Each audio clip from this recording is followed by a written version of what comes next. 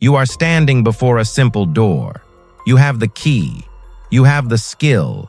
But your mind has already seen the massacre. Strangely, you are not looking at the door. You are looking at the wreckage behind it. The rejection, the humiliation, the total collapse of your reputation. None of it has happened. But your heart is already racing.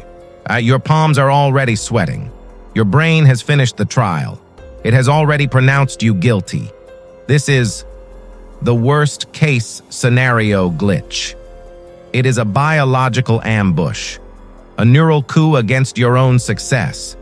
Your mind is painting the dark image of future. It is using your imagination as a torture device. Tonight, we open the forensic dossier.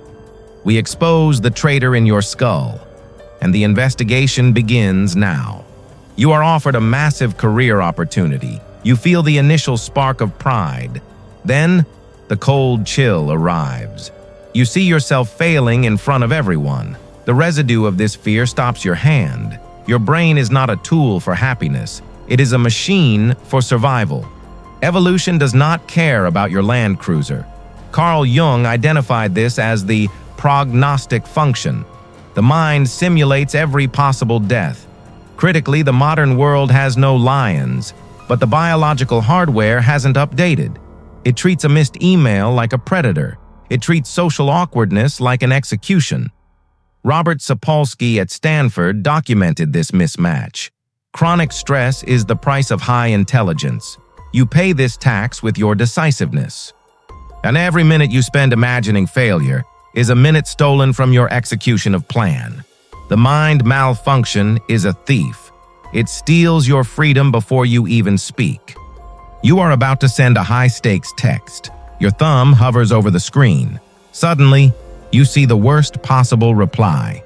You delete the message and stay silent. That silence feels like safety. This is the anterior cingulate cortex. This cortex is the brain's internal conflict monitor. It is a biological witness to every risk. Surprisingly, it has biased towards high tension. It magnifies the negative energies to protect the organism. Bessel van der Kolk termed it hypervigilance. The body anticipates the strike. It braces for an outcome that never comes. You must identify the professional penalty here. However, this mind glitch will make you hesitant. It will make you look weak to high-status people. You are buying your safety by selling your authority. Alfred Adler called this anticipatory anxiety. You are safe, but you are also invisible. The ghost prefers you trapped and alive, rather than free and exposed. This malfunction is currently bankrupting your confidence. Imagine, you are sitting in a boardroom. You have the winning strategy. You open your mouth to speak. Suddenly, you see your boss mocking you. This imaginary shame chokes you. You remain silent. You chose safety over freedom. Unfortunately, your brain prefers a known hell over an unknown heaven. This is the default mode brain network. This network is brain's internal storyteller. It is active when you are not focused. It is the engine of the what if. Antonio Damasio called this as the somatic marker. Your brain creates a mental movie of failure. Then it triggers a physical sensation of pain. You feel the rejection before it happens. The neural coup has succeeded. The ghost has convinced you to stay small. The social penalty is catastrophic. You are being outpaced by less talented men. And they are not smarter. They just don't have a theater of horror. Viktor Frankl observed this in his clinical work. Fear makes the thing you fear come true. It is a self-fulfilling prophecy of ruin. Imagine you see a missed call from your partner, and your mind immediately plans the breakup. But you visualize the empty house, the lonely nights. This panic makes you lash out. You create the very conflict you feared. This is the dark side of the prognostic function. Your brain is a biological gambling machine. It always bets on the house, and the house is your trauma. Critically, your pituitary gland is stuck on high. Cortisol is no longer a tool for survival. It has become a chemical poison for your charisma.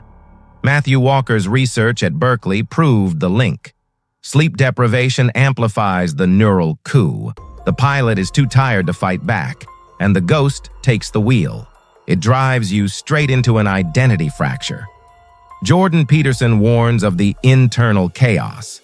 How if you imagine the worst, you embody the worst. You will become the victim before the crime occurs, and this malfunction is a thief of attraction. High-status people smell the desperation of your fear. It bankrupts your freedom in every room. You are paying for imaginary safety with real-world isolation, and the ghost is winning the war for your future. You face a high-stakes choice, and the ghost starts the horror movie. This time, you don't close your eyes, but you stare directly at the massacre. You accept the worst possible outcome, and this fear turns into iron. Remedy is, you must stop being the audience and start being the director. Carl Jung called this integration. You stop running from your own darkness. Andrew Huberman calls this limbic friction. It is the physical effort of eliminating fear. You train the brain to tolerate risk, and the financial payoff is massive. Decisive men own the future, and hesitant men only pay the bills. You pay the stability tax every day. Søren Kierkegaard called this the dizziness of freedom. The worst-case scenario is just a map. It is not your destination. The pilot is back in the cockpit. The neural coup is over. The malfunction has lost its power. Your mind is a war machine. It was built to keep you alive, not to keep you successful. The shadow logic is now visible. The ghost no longer owns the night. Do not celebrate your own defeat. The investigation has provided the evidence. Your intelligence is a gift. Use it to build your own kingdom, not to dig your grave. The trial is finished. You are the witness.